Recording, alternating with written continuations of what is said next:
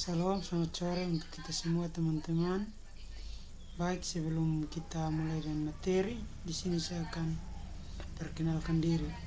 Nama lengkap saya Agusti Leutomono, NIM 203 20 21 0015, kelas A, Prodi Sosiologi Agama.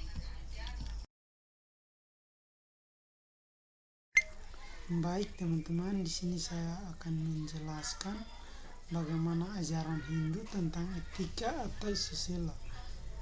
Sekilas tentang etika dan moralitas. Dalam studi pandangan filsafat, masalah moralitas berada dalam ruang lingkup aksiologis yang dalam hal menjadi objek kajian dari etika. Kata etika sendiri secara etimologi berasal dari bahasa Yunani atau ethos yang berarti tempat tinggal yang biasa, pandangan rumput, kadang kebiasaan, adat, waktu, perasaan, sikap, atau cara berpikir.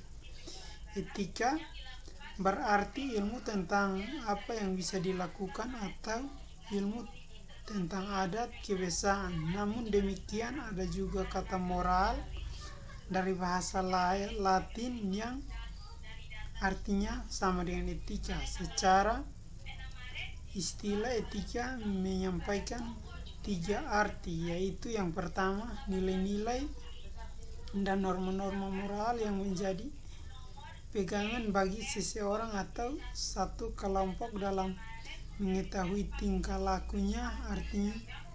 Artinya ini bisa disebut sistem nilai.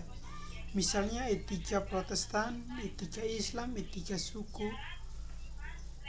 Kedua, etika berarti kumpulan asas atau nilai moral.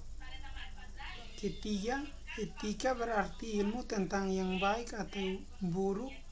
Etika menjadi ilmu bila kemungkinan etis menjadi bahan refleksi bagi suatu penelitian sistematis dan metodis.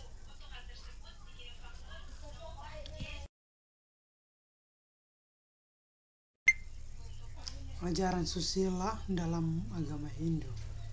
Dalam agama Hindu, permasalahan moralitas etika menjadi ruang lingkup ajaran susila yang berasal dari 2 suku kata. Suhu yang berarti baik dan sila berarti kebiasaan atau tingkah laku perbuatan manusia yang baik.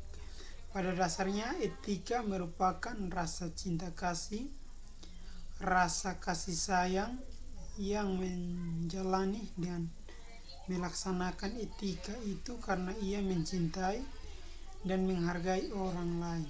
Etika menjadi kehidupan masyarakat menjadi harmonis karena saling menunjukkan tinggi rasa saling menghargai antara sesama dan saling tolong-menolong. Dengan etika akan membina masyarakat untuk menjadi anggota keluarga dan anggota masyarakat yang baik, menjadi warga negara yang mulia.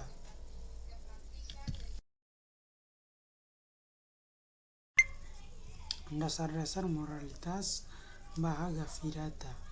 Bhagavad Gita merupakan Upanishad yang terdiri atas Brahma Vidya dan Yoga Sastra seperti yang telah dijelaskan sebelumnya.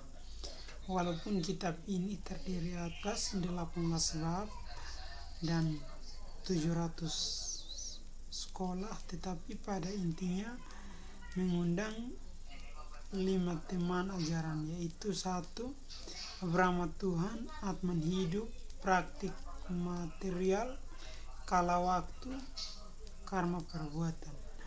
Brahma dijelaskan sebagai kenyataan utama, 1 tindakan, 2-nya di luar batasan, nama dan rupa tanpa sifat, tanpa permulaan, pertengahan, dan akhir.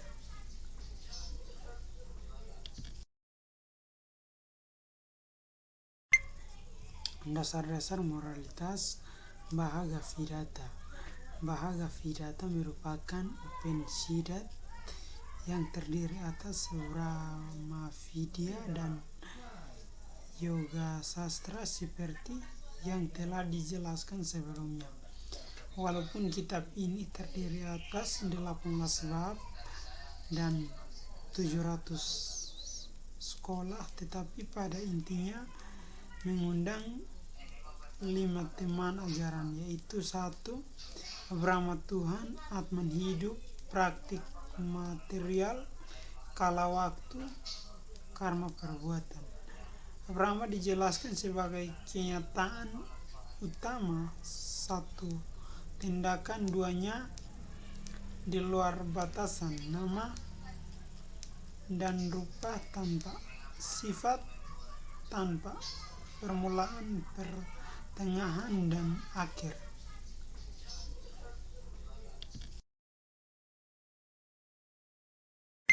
Atman, para jiwa atau makhluk hidup, diakui oleh Tuhan sebagai bagian dari dirinya yang mempunyai sifat sama seperti makhluk hidup dalam sfera kecil. Yang takluk artinya makhluk hidup dalam praktik yang utama. Alam material atau alam semesta merupakan praktik yang lebih rendah atau alam rendah.